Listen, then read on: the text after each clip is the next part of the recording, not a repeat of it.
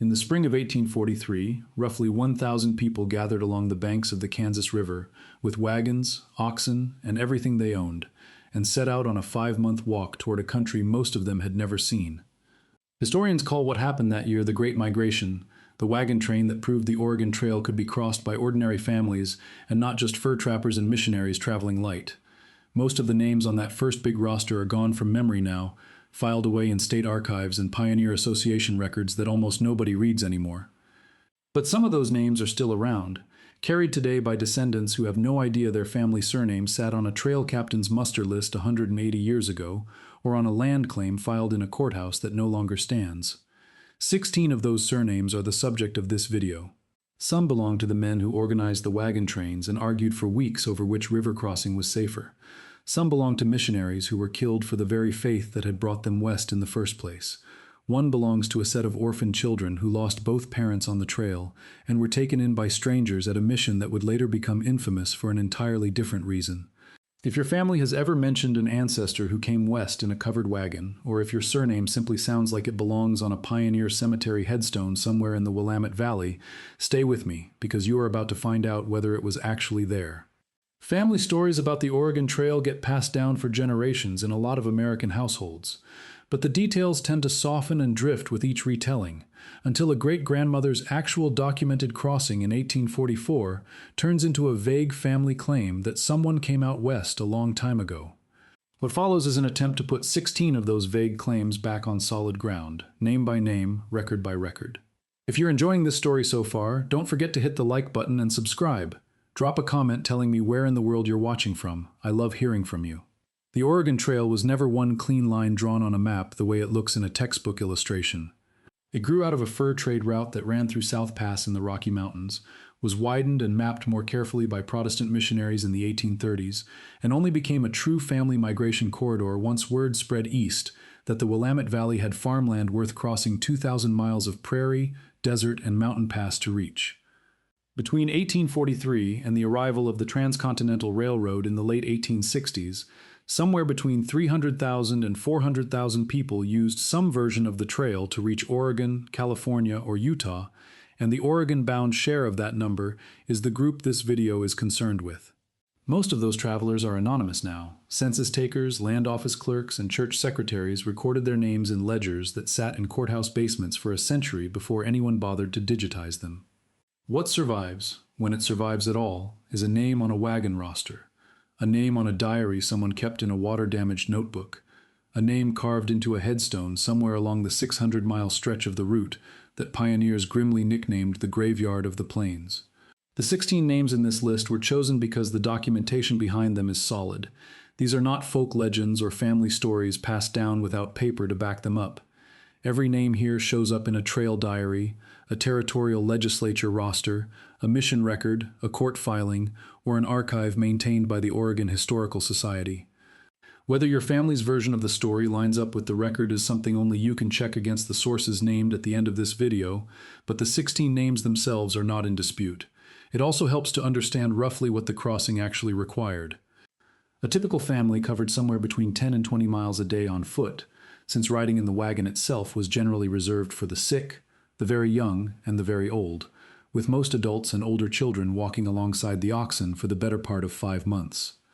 Disease, not violence, was the leading cause of death along the way, with cholera outbreaks in wet years killing far more emigrants than any conflict with native nations along the route.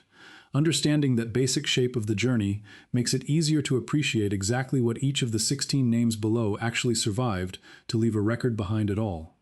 16th on the list is Applegate. Jesse Applegate organized what came to be called the Cow Column during the 1843 migration, a separate section of the wagon train made up of families who wanted to keep their cattle away from the dust and chaos generated by the larger main group. He later wrote an account of that experience titled A Day with the Cow Column in 1843, and historians still treat it as one of the clearest surviving descriptions of what daily life on the trail actually looked like, down to the order of march and the arguments over grazing rights each evening. 3 years after that first crossing, frustrated with the dangers of the Columbia River route into the Willamette Valley, Jesse and his brothers Lindsay and Charles helped survey and blaze what became known as the Applegate Trail, a southern alternative that ran through northern California and southern Oregon before turning north toward the valley. The Applegate Valley in present-day Jackson County still carries the family name, and the Applegate surname appears repeatedly in Oregon's early donation land claim records, the federal program that granted land to settlers who could prove they had arrived and improved a claim before a set deadline. Jesse's brother Lindsay kept his own separate trail diary that year, and genealogists researching this family often find the two accounts useful precisely because they describe the same events from two different wagons within the same column, a rare kind of cross-confirmation that most trail families never left behind. 15th is Whitman. Marcus and Narcissa Whitman crossed the continent in 1836, years before the big family migrations began, as part of a small missionary party that also included Henry and Eliza Spaulding. Narcissa Whitman is generally credited, along with Eliza Spaulding, as one of the first white women to complete the overland crossing into Oregon country, traveling much of the route on horseback rather than by wagon, since a full wagon crossing had not yet been proven possible. Whitmans established a mission near present-day Walla Walla, in what is now Washington State, and for over a decade that mission served as a critical waypoint where emigrant families could rest, resupply, and receive medical care before finishing the last and often hardest leg of their journey. In November of 1847, amid a measles epidemic that killed a disproportionate share of the local Cayuse population while sparing most of the white settlers at the mission, a group of Cayuse men killed Marcus and Narcissa Whitman along with 11 others. The event, remembered today as the Whitman Massacre, triggered a war and reshaped the politics of the entire Oregon country for years afterward, and it remains one of the most studied single incidents in the whole history of the overland migration. 5 Cayuse men were later tried and executed for the killings in 1850, a trial that is still debated by historians for how little evidence tied some of the accused directly to the deaths, and the case remains a painful, unresolved thread in the broader history of the Cayuse Nation. 14th is Meek. Joseph Meek spent over a decade as a fur trapper in the Rocky Mountains before settling permanently in the Willamette Valley in the early 1840s, bringing with him a reputation as one of the more colorful figures of the mountain man era. In May of 1843, at a meeting of settlers held at Champaign to decide whether Oregon country should organize a formal government of its own, the vote reportedly came down to a narrow margin, and Meek is remembered by generations of Oregon historians as the man who physically called for the settlers in favor of forming a government to cross to one side of the field, forcing a visible head count that broke the deadlock. Oregon's provisional government was the direct result of that vote. Meek went on to serve as the first United States Marshal of Oregon Territory once it was formally organized by Congress in 1848, a position that put his name permanently into the territorial government's official records. It was Meek himself who carried the news of the Whitman killings east to Washington that winter, a journey he made largely at his own expense, and his personal appeal to federal officials is generally credited with helping push Congress to finally act on Oregon's long-delayed territorial status. 13th is Nesmith. James Nesmith was elected captain of the 1843 wagon train, not long after it set out from the Missouri River, a position that made him responsible for the daily order of march, the assignment of guard duty each night, and the endless small disputes that come with moving roughly 1,000 strangers and their livestock across a continent, together for months at a time. He went on to a long and well-documented political career in Oregon, serving in the territorial legislature and later as a United States Senator from 1861 to 1867, followed by a term in the United States House of Representatives.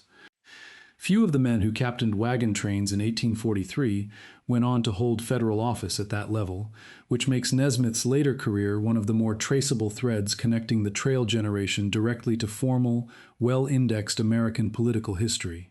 His personal correspondence and Senate papers survive in Oregon archival collections, giving researchers a rare second body of written material to compare against his earlier trail-era reputation as a plain-spoken and occasionally hot-tempered wagon captain. 12th is Burnett. Peter Burnett helped organize the 1843 migration and served for a time as one of its elected captains, before the enormous group split into smaller, more manageable sections partway along the route. He reached Oregon and settled there, but the story does not end in the Willamette Valley. When gold was discovered in California in 1848, Burnett moved south to try his luck, and in 1849 he was elected the first governor of the newly organized state of California, taking office in 1850. His path from an Oregon Trail wagon captain to the head of a state government illustrates something worth remembering about this entire era of migration.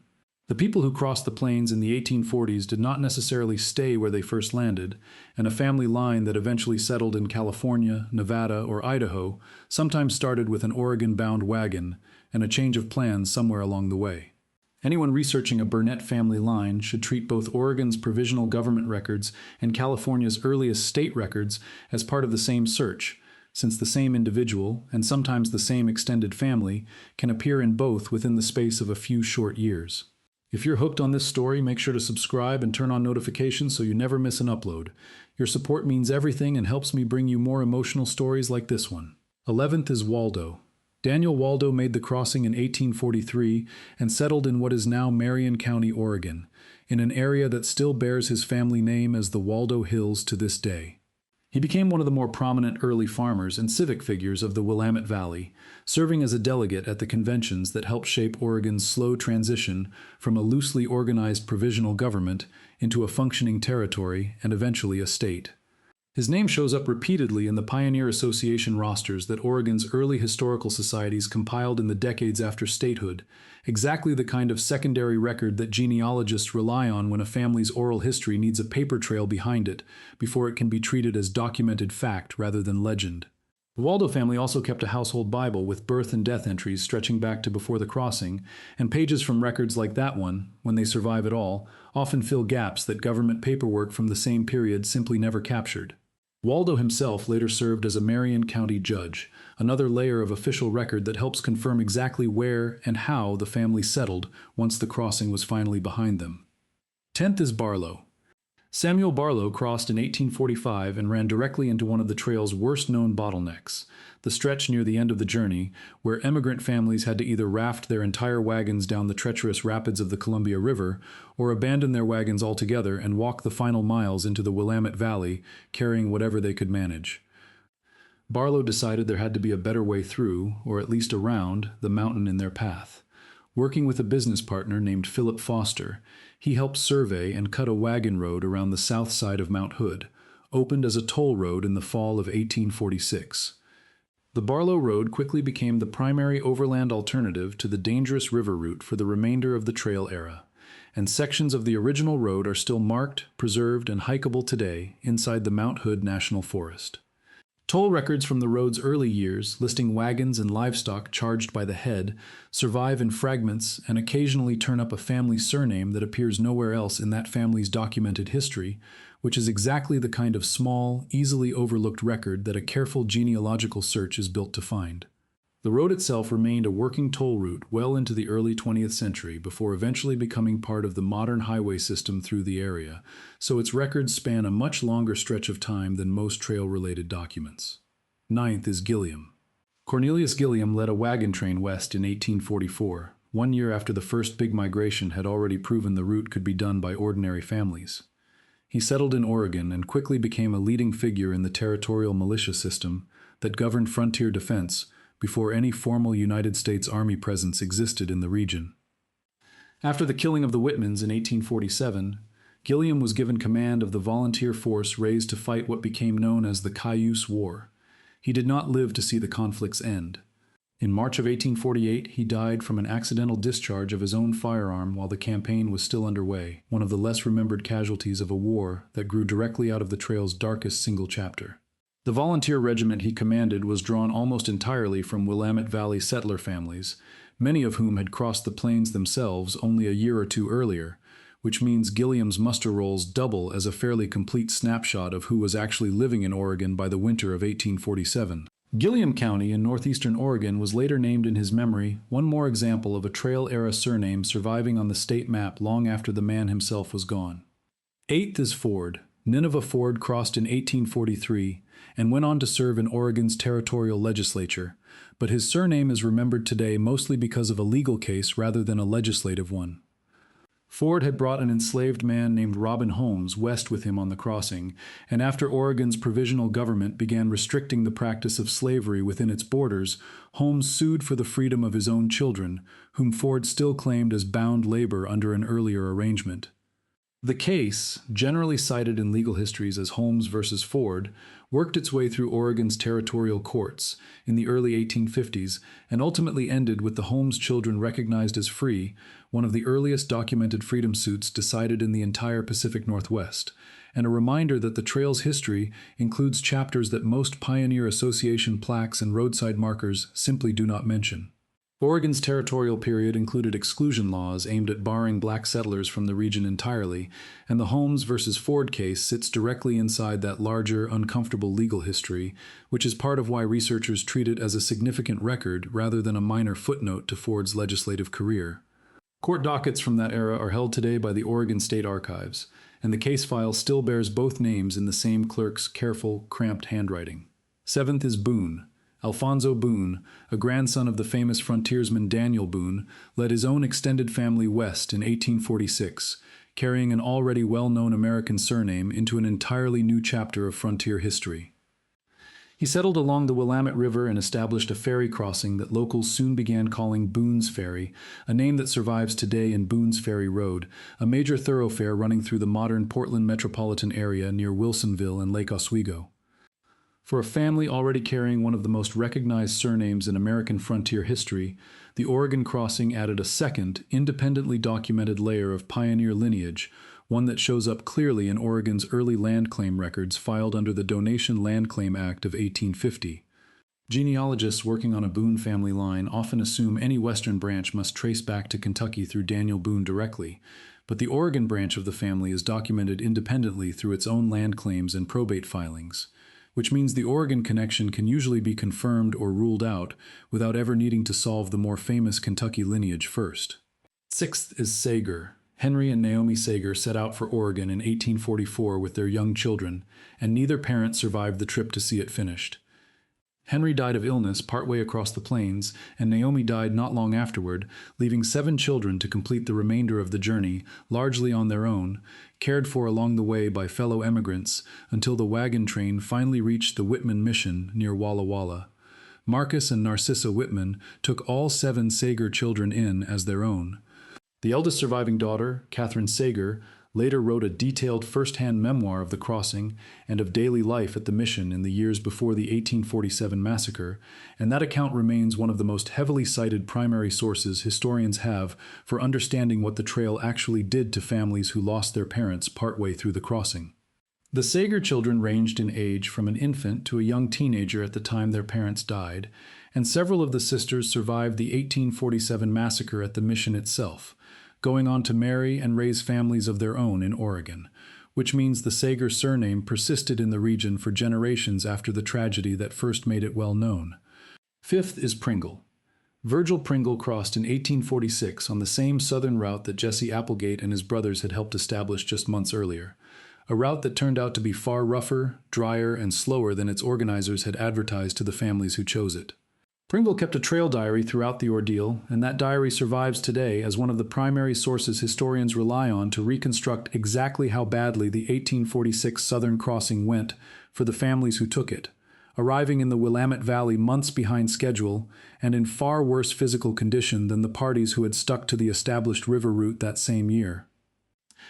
Pringle Creek, which runs through the city of Salem today, carries the family name, a small but permanent piece of geography connecting a modern Oregon street map back to a single overland diary written under genuinely desperate circumstances. Fourth is Brown. Tabitha Moffett Brown made that same brutal 1846 crossing alongside Virgil Pringle's party, arriving in Oregon in her 60s with almost nothing left to her name after the ordeal was finally over. Rather than simply settling quietly into retirement, she helped establish a school for orphaned and destitute children in the town of Forest Grove, an institution that eventually grew into what is known today as Pacific University. In 1987, more than a century after her death, the Oregon State Legislature formally recognized her with the honorary title Mother of Oregon, a fairly rare instance of a pioneer woman's individual contribution being written directly into state honorary law rather than left to informal community memory alone. Brown was already in her 60s when she made the crossing, older than nearly everyone else on this list, and the school she helped found in 1848 is generally treated by Oregon historians as the direct forerunner of Pacific University, which was formally chartered the following year and still operates in Forest Grove today. Third is Thornton. Jesse Quinn Thornton was another member of that same disastrous 1846 Southern migration, and unlike most of his fellow travelers, he did not let the experience go unrecorded. He published a lengthy account titled Oregon and California in 1848, a book that shaped how much of the broader American reading public understood the risks and rewards of the westward crossing, even though later historians have noted that Thornton's version of events tends to favor his own role in the story rather more than the surviving diaries of his fellow travelers' support. He went on to a short term on the Oregon Supreme Court and personally lobbied members of Congress for Oregon's recognition as a formal United States territory, work that helped move the region from a loosely governed provisional settlement into a properly organized part of the federal system. Jesse Applegate himself, whose surname opened this list, later disputed parts of Thornton's account in print, a reminder that even among documented, credible pioneers, the written record of the same 1846 crossing can contradict itself, depending on whose diary a researcher happens to be reading. Second is Minto. John Minto crossed in 1844 as little more than a teenager traveling without significant family property, and he lived long enough to become one of Oregon's most active trail historians in his own right, publishing detailed personal recollections of the emigration well into his old age for state historical journals. He built a career as a sheep rancher in the Willamette Valley and remained a prominent public figure in Oregon civic life for decades afterward. Mount Minto, in the Oregon Cascades, was named in his honor later in life. A fairly unusual outcome for a young man who had crossed the plains in 1844 with no property, no family name recognition, and no way of knowing his own surname would eventually sit on a mountain.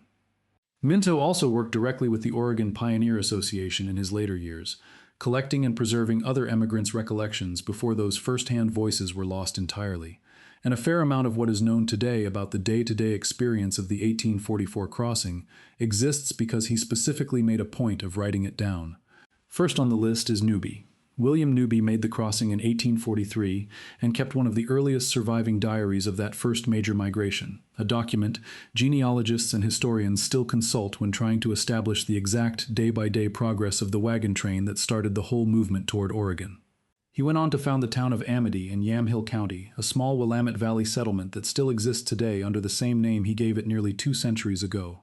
Of all 16 surnames on this list, Newby's is perhaps the clearest single example of how directly one emigrant's decisions in the spring of 1843 still shape the map of Oregon today, down to the name printed on a highway sign. Amity was formally platted in 1849, only a few years after Newby's own arrival, and the town's earliest property records still list his name among the original claimants, a direct paper link between a trail diary and a piece of incorporated Oregon real estate that a descendant could still walk today, street by street, if they ever made the trip out to see it. 16 names, and 16 very different outcomes once the wagons finally stopped rolling. Some of these families built towns that still carry their name on a road sign or a county map 200 years later. Some are remembered mainly through a diary that happened to survive a flood, a fire, or a basement clearance that destroyed countless others just like it. One is remembered largely through a court case that most pioneer history plaques leave out entirely, even though it belongs just as much to the story of the trail as any wagon captain's diary. If any of these 16 surnames turned up somewhere in your own family tree, the next step is the same one genealogists always recommend to people in exactly this position. Check Oregon's territorial census records, the donation land claim files held by the Bureau of Land Management's General Land Office, and the Pioneer Association rosters kept by the Oregon Historical Society in Portland. The paper trail from the 1840s is thinner than most people expect going in, full of gaps and misspellings and records that never made it out of a courthouse basement. But for these 16 families, and for a surprising number of others who never made a list like this one, it still holds together well enough to follow. Spelling variants are worth checking too, since clerks along the trail and in early Oregon land offices often wrote a surname down phonetically rather than the way the family itself spelled it, which means an Applegate might briefly appear as Applegarth in one document, or a Nesmith as Nesmith in another, before the modern spelling settled into place a generation or two later. None of that should discourage anyone from looking. If anything, it is exactly the kind of small inconsistency that tells a researcher they have found a genuine period record rather than a later, cleaned-up transcription. Thank you so much for watching until the end. If you loved this story, check out the other videos on your screen now. I think you'll really enjoy them. And don't forget to subscribe if you haven't already. See you in the next story.